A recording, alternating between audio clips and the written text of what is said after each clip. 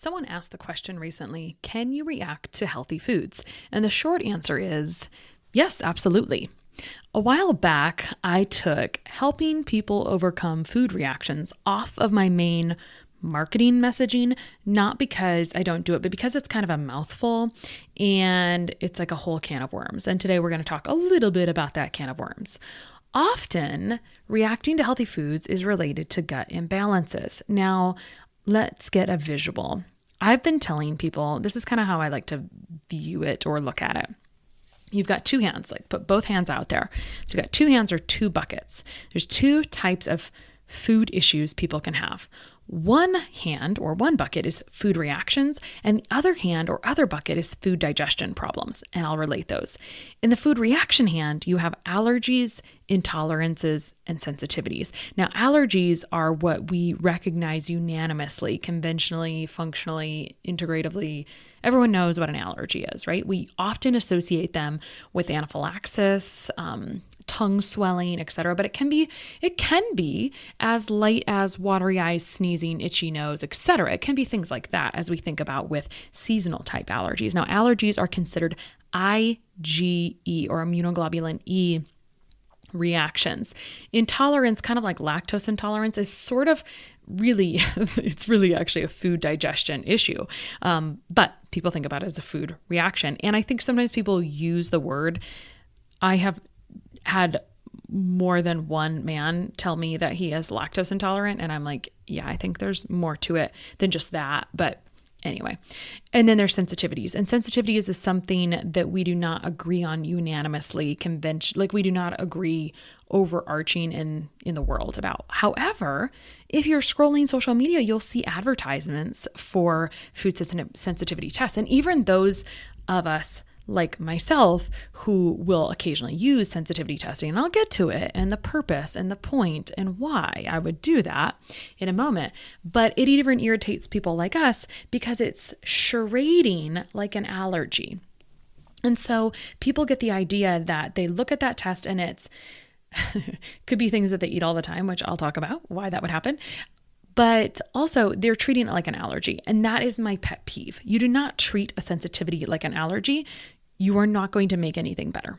Okay, so that's the hand or the bucket of food reactions. And let's talk about food digestion in the other hand or the other bucket. So in the food digestion bucket, you probably don't necessarily know, the majority of people don't know that they struggle with this. But if you burp after you eat sometimes, maybe you're not digesting protein very well. It's kind of like backfluxing a little bit. But basically, undigested food particles, microorganisms, etc., your body is supposed to metabolize or digest proteins, fats, and carbs, right? So them not getting digested well because enzymes will, like the level of enzymes will get kind of mucked up when there's gut imbalances going on. So basically gut imbalances throw a wrench in normal enzymatic processes. I don't care which enzymatic process it is, whether it's digesting the fats, proteins, carbs, or breaking down other things that most people don't know a lot about, which are like histamines, for example. I work with that in practice like crazy. So you want to be able to digest, we want to be able to process these neurotransmitters, process all of these things, including foods. And when you have gut imbalances, overgrowths of bacteria, fungi, etc., it will create a problem in the enzyme chain that digests things. Now, you may not totally see it in your stool, right? Like we eat and then we see it on the other end and you don't see everything that's going. There's a lot of stuff going on in between there that you don't always see. So when we have undigested food particles, I want you to think about your gut lining. It's got a bunch of doors, tight gap junctions in the doors. And in the gut lining, there's all these finger-like projections. So you got your hands in front of you anyway. So you got these little finger-like projections and you butt those hands up next to each other. And if those doors are shut well, then these undigested food particles don't get in. So that's like nylons, right? Nylons are semi-permeable. But if you have fishnet tights, those doors are more open. So undigested food particles go through the gaps. And when they cross that barrier, that tight gap junction barrier, they cross that lining, it sort of sends some alarms to essentially the immune system. And what happens on the other side is that you have like all these inflammatory mediators inflammation in an acute sense is protective. When you stub a toe, like stuff's going to go there and be like, hey, let's go like help this recover.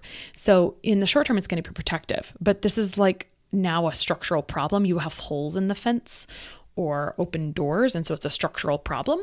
And so until you correct that, it's not an acute problem, right? So like you eat all day and it becomes a chronic problem. And now you have chronic inflammation, which feels like fatigue, maybe just like holding onto water weight, just like feeling blah and crappy. That's how I feel anyway when I'm inflamed. So we have undigested food particles crossing the doors or the membranes. So it's going through fishnet tights instead of nylons. You will create inflammatory responses from the immune system because the immune system is supposed to like process vitamin B and C and manganese and all these micronutrients. And when you've got these undigested food particles, it's like, I do not understand part of this apple. I do not recognize this avocado you are eating every day, but you eat it every single day. So then it crosses the lining, these undigested food particles cross the lining every single day. And on the other side, over time, it just continues to throw inflammatory reactions at it. I call these Nerf bullets. And I've talked about this on another podcast as well, which you can listen to and get kind of a different angle of it. But basically, the immune system is going to shoot these Nerf guns at these foods. And so those bullets might be labeled IgM, IgG, T cells, all these different inflammatory cytokines or messengers. And so there's a compilation of Nerf bullets, all different colors. And for example, that one test that you keep seeing when you're scrolling on Instagram or Facebook is just IgG. And so it's just one color of Nerf bullet. So it's not the full situation. But why don't we turn the gut lining from nylons from fishnet tights back into nylons, right? That would be nice because then you wouldn't have undigested food particles crossing the membrane. What if you improved digestion of the food in the first place? This is like a huge deal. Top three. You have to improve digestion. So at the root of this, there's a lot of little things we could do, right? Like you can go Google how to fix gut permeability because now there's like thousands and thousands of articles on PubMed, which is our research repository, on gut permeability or leaky gut. And we recognize this. Your doctor might even know about this, right? Like it's been in research long enough, it's mainstream. And it takes 17 years for something to go from research to kind of mainstream. And so we know this is a thing, but we're missing another part. So one of the reasons you have this permeability, there's a lot of reasons, a lot of lifestyle reasons, a lot of stress, etc. And then also gut imbalances. Now, unfortunately, I always say gut, this will be another whole topic for another day, but gut imbalances aren't as sexy because they don't really fit into like a one-liner. And so it's these bacterial, fungal, et cetera, overgrowths that create problems in the enzyme chains or reactions. So until you fix the gut imbalances, you will continue to relapse, even if you are taking things that will heal your gut. That is my opinion. You may get some like relief after a couple of months from taking things that heal your gut. And so that's a good thing. But it is my opinion from experience that you need to fix those gut imbalances and that they can be rampant and that they run in your family. So can you respond to healthy foods? I went off on my tangents. So is this a permanent problem? I would like to think that it's not permanent. There are some people that respond better to addressing food reactions and food sensitivities than others. But is it due to just reducing inflammation overall or a reduction in, so when I'm doing an anti-inflammatory food protocol, I'm pretty much like doing something kind of dramatic. I'm just cleaning up everything. We're doing a whole food diet.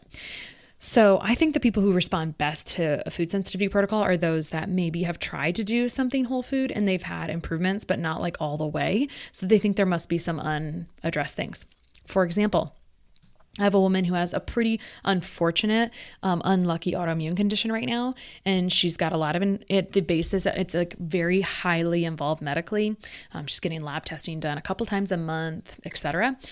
And so because it's essentially an inflammatory condition, we chose to do this anti-inflammatory protocol.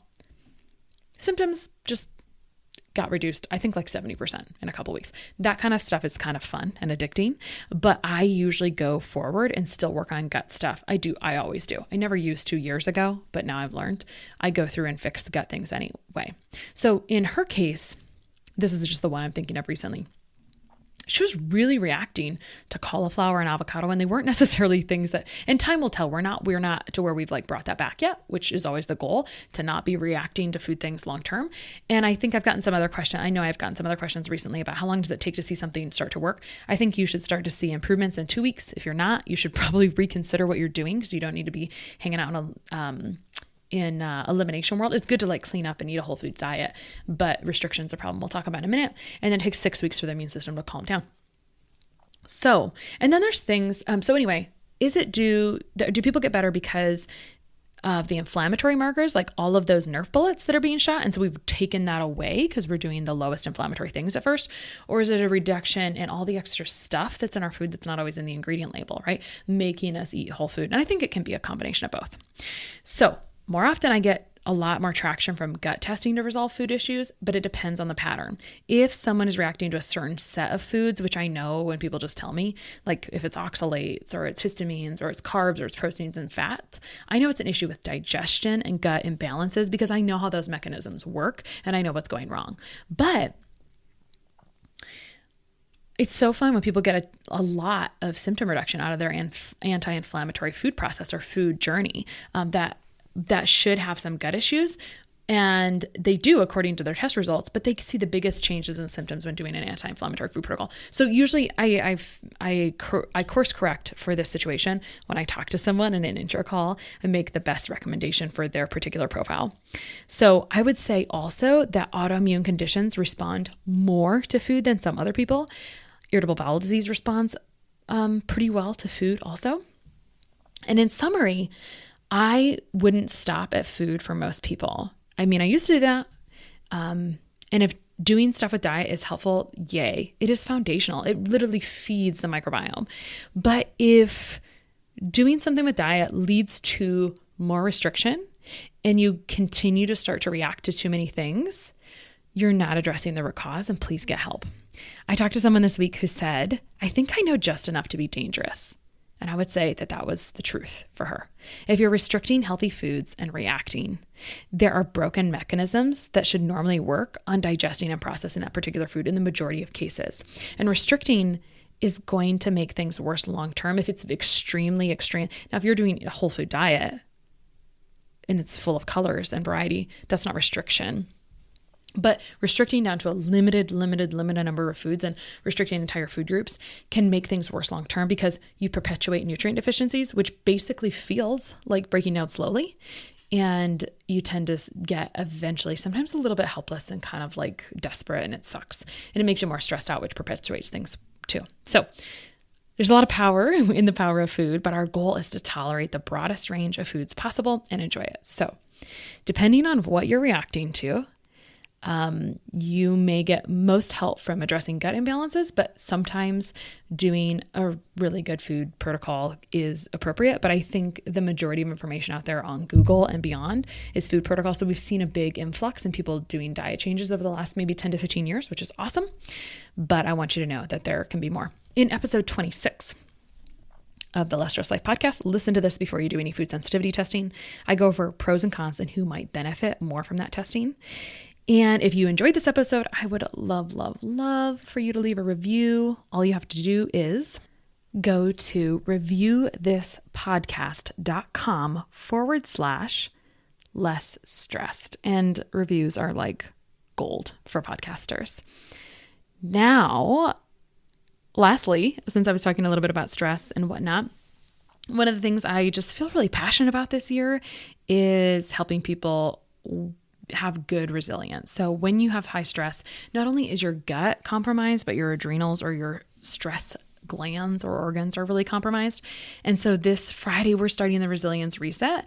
And that's all about, the goal here is to wake up with energy again. It's really 4 steps to nourishing your adrenals for sustainable energy to promote productivity and hormone harmony.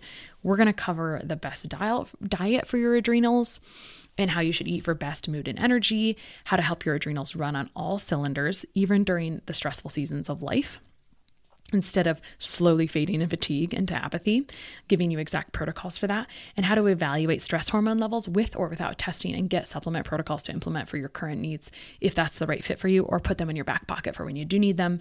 And then understand what's going on with all your hormones, from your sex drive to heavy periods to no periods to hot flashes. This is really for savvy women that want to take care of their stress hormones before they get totally burned out. I applaud you. Tired moms and high performance women that want to wake up with energy again, and health professionals that just want to swipe my protocols and assessments for adrenal cases they're working with and apply them to their own clients. So I would be so honored to see you there. And it starts this Friday, and you can get to that by going to christabiegler.com/links. Of course, all of this will be in the show notes. And peace and love. We'll talk to you guys later.